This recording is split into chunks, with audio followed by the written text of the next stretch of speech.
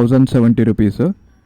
And consumable charges అని చెప్పి 118 rupees అయితే వేసిండు. టోటల్ వచ్చేసి విత్ ట్యాక్స్ 1800. హలో మోటోలవర్స్, నమస్తే, నమస్కార, ಎಲ್ಲರಿಗೂ వనకం and once again welcome back to the channel. And this is service day for the బైక్ని అయితే సర్వీస్ చేయాలి. టోటల్ ఎన్ని కిలోమీటర్స్ కవర్ అయిందంటే 8882 కిలోమీటర్స్. యాక్చువల్గా this is the third service 10,000 చేయాలి. సో మనం లడాక్ ట్రిప్కి అయితే స్టార్ట్ అయిపోతున్నాం. మిడిల్లో అయితే మళ్ళీ సర్వీస్ చేసుకుంటూ కూర్చుంటే టైం అయితే మొత్తం పోతుంది కాబట్టి సో ముందరనే సర్వీస్ అయితే చెక్ చేస్తున్నా. సర్వీస్ సెంటర్కి అయితే స్టార్ట్ అయిపోదాం. ఓకే, చలో స్టార్ట్. ఆల్రెడీ సర్వీస్ అపాయింట్మెంట్ అయితే తీసుకున్నా. Near by white field service centre అయితే ఉంది, బట్ అక్కడ ఫుల్ క్రౌడెడ్ అండ్ సర్వీస్ కూడా నచ్చలేదు. అందుకే మార్తలి సర్వీస్ సెంటర్ అయితే పిక్ చేసిన. ఇక్కడ నుంచి సర్వీస్ సెంటర్ అయితే 11 కిలోమీటర్స్ ఉంది. 9 o'clock అయితే అపాయింట్మెంట్ తీసుకున్నా. అసలు 9 o'clockకి ఓపెన్ చేస్తారా, ఎవరైనా వస్తాడా కూడా తెలీదు. ఈరోజు సండే కాబట్టి కొద్దిగా లేట్గా రావచ్చు అని అనుకుంటున్నా. So and this is very very important service because only for Ladakh కోసమే ఈ సర్వీస్ని అయితే ముందర చూస్తున్నా, 10,000కి కాకుండా.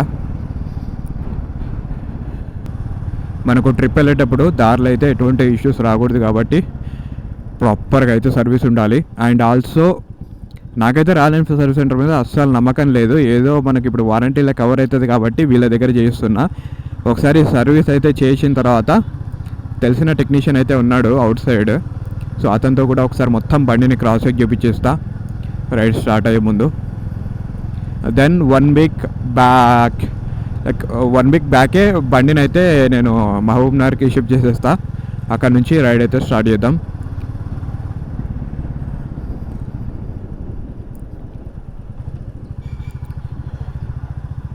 ఆ షిప్పింగ్ అంటే బైక్ని షిఫ్ట్ చేయను, బైక్ని నేనే డ్రైవ్ చేసుకుంటే వెళ్ళేసి పెట్టి మళ్ళీ రిటర్న్ అయితే వచ్చేస్తా. సో సెకండ్ టైం మళ్ళీ వెళ్ళేటప్పుడు మనకు రెస్ట్ అయితే దొరకదు కాబట్టి బండి నడుపుకుంటూ వెళ్తే సేమ్ అదే టైంకి 1 వీక్ బ్యాక్ పెట్టేస్తే బెటర్. సో ఈ సర్వీస్లో ఏమేమి కవర్ చేస్తారు, ఏమేమి సర్వీస్ అయింది, ఏమేమి పార్ట్స్ రీప్లేస్ చేసిరు అండ్ ఎంత అయితే బిల్ అయిందో everything I will cover.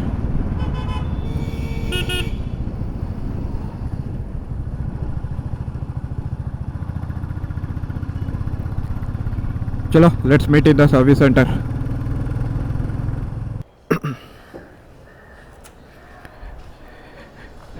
Service సెంటర్కి అయితే రీచ్ అయిపోయినా. ఇంకా స్టాఫ్ అయితే ఇంకా ఎవరు రాలేనట్టున్నారు. Only reception person and 1 more person.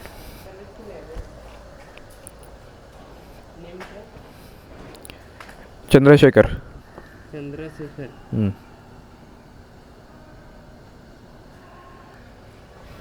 First bike నాదే సర్వీస్ సెంటర్కి.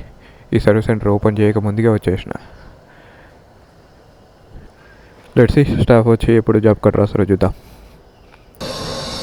నో వాషింగ్ అని రాయండి.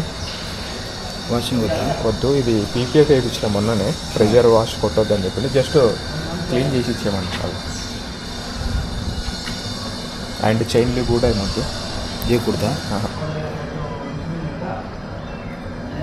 ఈ సర్వీస్లో ఏమేమి కవర్ అయితే oil filter, air filter check చేస్తారు. చెక్ చేసుకొని రిప్లేస్ చేస్తారు అంతే. క్యాబిన్ క్లియరెన్స్ అయితే 10,000 ఫస్ట్ సర్వీస్లో చేయలేదు, అందుకోసం అడుగుతాను. కావాలంటే చేసి సార్ చెక్ చేయమండి, కరెక్ట్గా ఉంటే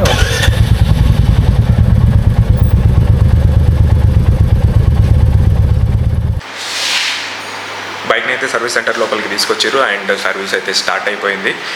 వీడియో అయితే తీయనేయట్లేదు, సో అలో లేదని చెప్తున్నారు వీడియో తీయడానికి. Just I will show you bike. ఏదో అక్కడైతే బైక్ని అయితే సర్వీస్ చేయడం స్టార్ట్ చేసిండు టెక్నీషియన్. సో కరెంట్లీ అయితే ట్యాపెట్ క్లియరెన్స్ అయితే చేస్తున్నారు. సో ట్యాంక్ని మొత్తం ఓపెన్ చేసి హెడ్ని అయితే ఓపెన్ చేయాలి. హెడ్ని అయితే ఓపెన్ చేసి ట్యాపెట్ క్లియరెన్స్ అయితే ఇవ్వాలి, ఇన్లైట్ అండ్ అవుట్లైట్. సో ఫస్ట్ సర్వీస్లో అయితే ఫస్ట్ 500 కిలోమీటర్స్ ఫస్ట్ సర్వీస్లో అయితే ఈ జాబ్ అయితే చేయలేదు, అండ్ సెకండ్ సర్వీస్లో కూడా చేయలేదు. సో థర్డ్ సర్వీస్లో అయితే చెప్పిన సౌండ్ ఒకవేళ ఏదైనా ఇష్యూ ఉంటే ఇట్లా ట్యాపెట్ అడ్జస్ట్ చేయమని చెప్పి. సో వాళ్ళైతే ట్యాంక్ని అయితే ఓపెన్ చేసారు. తర్వాత ఇప్పుడైతే ట్యాపెట్ క్లియరెన్స్ అయితే ఇస్తారు. అండ్ దానికైతే ఒక గ్యాస్కెట్ అయితే రీప్లేస్ చేయాల్సి వస్తుంది. అప్రాక్సిమేట్ 900+ అయితే ఉందని చెప్పారు. చూద్దాం బిల్ అయితే ఎంత వస్తుందో ఫైనల్గా. ట్యాపెట్ క్లియరెన్స్ అనేది చాలా ఇంపార్టెంట్ ఫర్ ఎవ్రీ 10,000 కిలోమీటర్స్కి. కంపెనీ అయితే రికమెండ్ చేసింది, బట్ చాలా సర్వీస్ సెంటర్స్ అయితే దాన్ని చెయ్యవు. ఫ్రీ సర్వీసెస్లో కావాలని పెయిడ్ సర్వీస్లో చేయడానికి ట్రై చేస్తారు. సో ఫస్ట్ అండ్ థర్డ్ సర్వీస్లో అండ్ ఎవ్రీ 10,000కి అయితే మీరు ఈ ట్యాపెట్ క్లియరెన్స్ అయితే ఈ జాబ్ని అయితే కంప్లీట్ చేయమని చెప్పండి సర్వీస్కి వచ్చినప్పుడు మీ బైక్స్ని. ఫస్ట్ వచ్చేసి ఫస్ట్ 500 కిలోమీటర్స్లో ఈ ట్యాపెట్ క్లియరెన్స్ చెక్ చేయాలి. అండ్ నెక్స్ట్ ఎవ్రీ 10,000కి అయితే మ్యాండేటరీ అనమాట రాయల్ ఎన్ఫీల్డ్ నుంచి.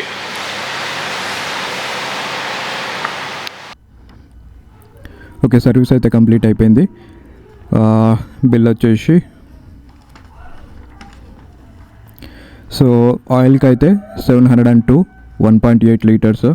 సర్వీస్ కిట్ ఇది ట్యాపెట్ క్లియరెన్స్ చేసేటప్పుడు ఒక గ్యాస్ కిట్ వస్తుంది, అండ్ ఆల్సో ఆయిల్ ఫిల్టర్కి ఒక gas kit, and also air filter gas kit. ఇవన్నీ కాంబినేషన్ మొత్తం 1070 రూపీస్. అండ్ కన్స్యూమబుల్ ఛార్జెస్ అని చెప్పి 118 రూపీస్ అయితే వేసిండు. టోటల్ వచ్చేసి with tax 1890 for the third service. And ఈ బిల్ వచ్చేసి నేను కొన్ని స్పేర్ పార్ట్స్ అయితే తీసుకున్నా సేఫ్ సైడ్ కోసము, రైడ్లో యూజ్ అవుతాయి అని చెప్పి. క్లచ్ కేబుల్ ఒకటి, తర్వాత front and rear brake pads. So total ఇవన్నీ వచ్చేసి 780 rupees with tax. And jobs ఏమేమి కవర్ చేసిందంటే ఫస్ట్ ట్యాపెట్ క్లియరెన్స్ అయితే సెట్ చేసిండు. దాని తర్వాత బ్రేక్ ప్యాడ్స్ రెండింటిని క్లీన్ చేసేసిండు. తర్వాత ఆయిల్ ఫిల్టర్ రిప్లేస్ చేసిండు, ఎయిర్ ఫిల్టర్ని కూడా రిప్లేస్ చేసిండు విత్ గ్యాస్కెట్. తర్వాత ఆయిల్ని అయితే ఫిల్ చేసేసిండు. ఇది total. And chain adjustment also did.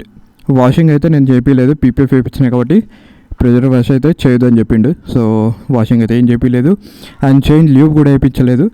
నేనే చైన్ మొత్తం డీజిల్ వాష్ కానీ లేకుంటే WD-40 కానీ యూజ్ చేసి మొత్తం క్లీన్ చేసి లూప్ చేసుకుందామని చెప్పి నేనైతే వద్దని చెప్పేసిన ఈ 2 టాస్కులు.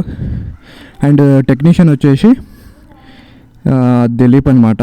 సో జాబ్స్ అన్నీ కరెక్ట్గా మంచిగా చేసిండు. మొత్తం చెప్పిన ఇట్లా నేను ట్రిప్కి వెళ్తున్నా, కొద్దిగా జాగ్రత్త చేయండి అని చెప్పి.